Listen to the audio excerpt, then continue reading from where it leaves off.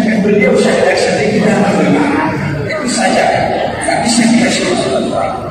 So now I disagree. Say this and then you say yourself and you listen to it in all conversations and then by all the inspiration.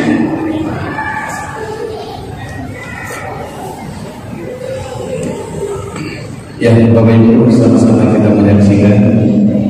Jadi bahwa prosesi syahadat kita pada hari yang mulia ini untuk salah satu saudara kita dari Jerman yang nama awalnya Bifromuslah Cendil Desa dan tidak akan diganti dengan awal.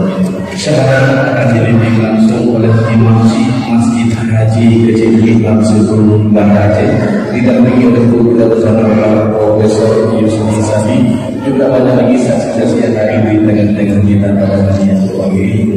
Kami persilakan kepada Imam Masjid Haji Kecil ini untuk menuntut saudara kita. Silakan. Bismillahirrahmanirrahim. Bismillahirrahmanirrahim. Asyhadu an la ilaha illallah. Asyhadu an la Asyhadu an la ilaha illallah. Asyhadu an la ilaha illallah. Asyhadu an la ilaha illallah.